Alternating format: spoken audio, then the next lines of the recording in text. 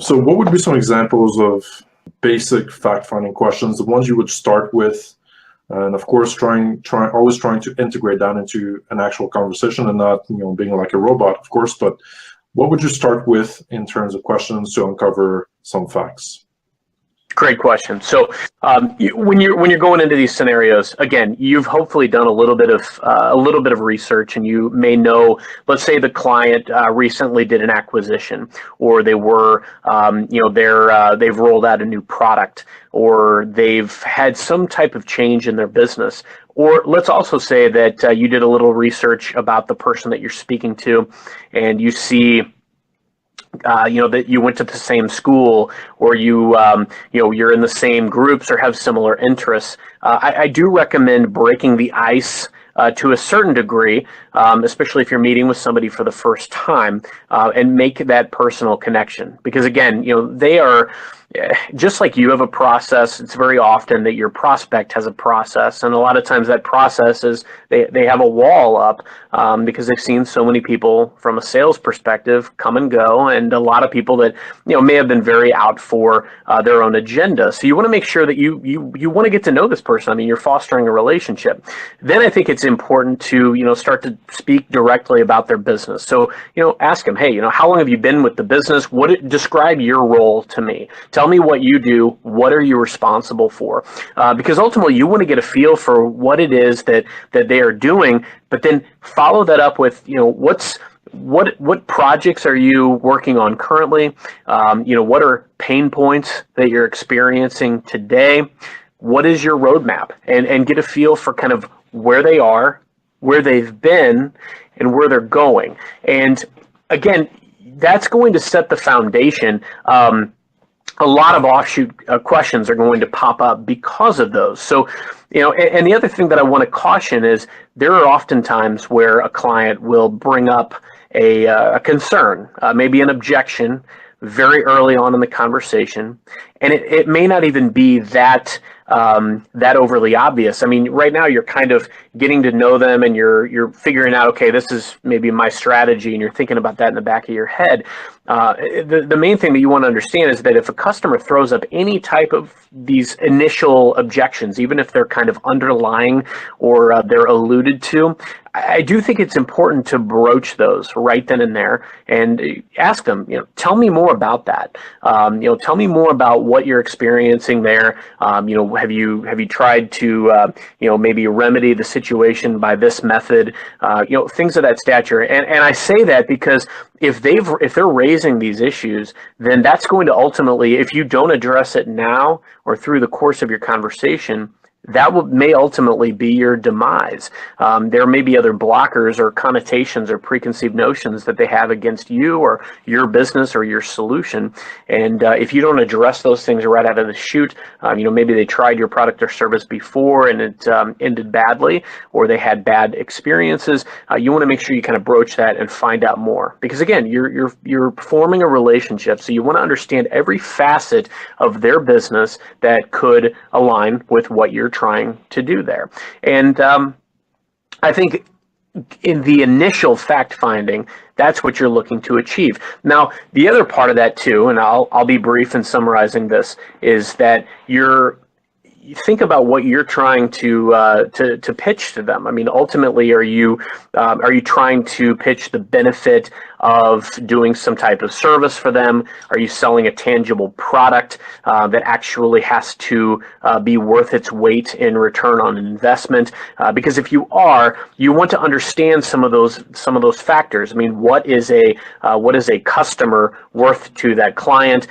What is it worth to that client for the pain points that they're experiencing today? How much are they costing or being cost because of those pain points? Because ideally, you're looking to remedy that, right? So you want to show them that, hey, if I can save you X amount for how much you're remedying, would it make sense to invest in that course of action? And you want to lead them down that path. So, I think that those types of things are going to set the foundation and get you into that dialogue. The offshoot questions can go in a litany of different directions, but that's going to set the foundation. And then you want to be cognizant of what you're trying to sell. What is your end game? Because you ultimately want to uncover what gaps does this customer have in their processes that you can fill. So you want to ask questions about those specific things. If you're selling marketing, what are they doing currently? What problems have they faced with it? What strengths have they seen? What do they like about it? Because you ultimately want to appeal to the things that they like, but you want to plug in the gaps of what they're facing now. If you're selling maybe a tangible product, if you're selling something that they may or may not have today, you want to find out, because they've probably done their research and they've probably done some due diligence in this field. So find out what they know and what's valuable to them. What are they looking for in a solution? What are the non-negotiables in picking a vendor or picking a product in that line of work? And then also, what are kind of the most important? How would they prioritize the need? And I think that's what's important for you to understand. If the goal that they have is not achieved, what are the ramifications? Ask them that. And I think that it's important that you show a vested interest in them and their business. And by asking questions like that, you will. Okay. Do you have any more concrete examples? You just gave a whole bunch of them, but anything else that comes to mind? I really want to try to give as many examples as possible, because when we came up with this topic for this AMA, it was still a little bit vague for me about what it exactly meant. What are those questions? How are those questions different than regular questions you ask? Is it like a different type of question? Is it just about uncovering their current situation? So it was a little bit vague for me, right? Certainly. So can you give maybe a few more examples? Absolutely. The questions that you're going to ask, and these will also be peppered throughout. So, we've kind of talked about some of the things that will set the stage. But from there, you're ultimately going to end with asking them about and getting their agreement on what the next steps are. So everything in between is going to be to try to figure out what the process is going to look like. So, ask them, what is the process that you set forth on to make this type of decision? Do you have an RFP type process? What are the expectations that you have of a potential vendor? What are the deliverables? What do you need to see? Are there ways that I can help you in being able to see, or get some of the data that you need prior to making a decision? So you're going to be asking a lot of questions around what that process is going to look like, asking them around expectations. I also like to ask people, again, I like to explain my role and tell them, hey, I'm here to, ensure that, that this relationship and that the other relationships that you have with my organization are working. What type of cadence, I want to make sure I'm on your timeline. So ask them, what is the timeline that you've allotted yourself to make this type of decision? What are the steps that we need to take? Who are the other people that we need to be talking to and involving? Because those are the things that are going to lead ultimately to that end result, which is, your last question of that session is getting the buy-in for the follow-up conversation. And we talk about this all the time in sales, recap. You're recapping that conversation and saying, okay, well, these are the things that we talked about today. We agreed upon these items. This is the process. These are the things that you need to see. These are the next steps that we've agreed upon. Is there anything else that's a priority to you that we've not talked about today? And again, keep going back to that well. It's all about them, and it's all about how you can add value, and it's all about the things that are top of mind for them. I also like to ask, as far as, immediate projects, what can we do right away to make a difference? What are the things that I can bring to bear right now? And, I talked about this in a previous conversation with you. I like to do things right then and there when I'm on the spot. I think a lot of us as salespeople, we have a lot of momentum when we're in these conversations. And then we leave the conversation. And with every passing hour, with every passing day, that conversation loses momentum. So if you talk to the client again a week later, a lot of the momentum you gained during that conversation may dissipate or be lost entirely. They're going to forget. I think statistics say that they forget, upwards of like 40% of the information that was covered within the first few weeks of those conversations. So I think it's very important that you're very focused and pointed on getting a feel for who are the right people that I need to talk to, what are the pain points, what are they looking for in me as a vendor, what are they looking for in a potential solution, do they have a timeline for this solution, and what would that look like?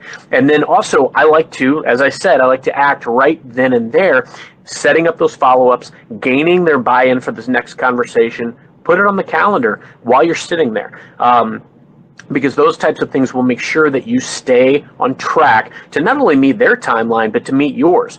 Because at the same time, you're also working within an organization where your team has bandwidth where they have to deliver product and or service. And so you need to make sure you're alerting the right people within your team. And so from that conversation, you may be bringing in other resources or people or data from within your organization. I like to nab as much of that stuff as I can while I'm sitting there. So I can tell them like, hey, I'm sending an email right now to this person. This is why I'm bringing them in. Is there anybody else on your team that I should invite to the next conversation? So those are the types of things that are vital. But and let me take a step back too. When you're thinking about the other questions that you want to ask throughout this conversation, try to also take a look. Get outside the box a little bit and really think about what are the different ways that their goals could not be successful, and what are the different ways that they could conceivably monetize some of the things that maybe they have at their disposal, maybe some of the are there different product offerings that they could be doing and things that you could guide them towards? Because again, you want to be a trusted advisor. You're not a sales, you don't want to be regarded as just a salesperson in this regard. You want to be a trusted advisor, and you're not going to earn their trust without showing your interest in what they have to offer, but also showing them value in any way possible. And a lot of times that can be free offerings. That could be doing consultations with them and guiding them, and that could be being very forthcoming with different ways that you feel you could help them. So I think those are the types of questions that you're going to want to pepper throughout, because ultimately you're looking for all of the different ways that you can add value. You're looking for, a lot of times too, you're going to go in, there's an angle. There's a couple of things that a client wants to talk about, and obviously you're going to go in under that pretense. You're going to have those conversations, and you're going to want to naturally segue into the other pieces that you want to talk about. So you have an agenda as well, and you have different things that you want to talk about. So finding the right ways to pivot the conversation and evolve into the questions that you want to ask is equally important.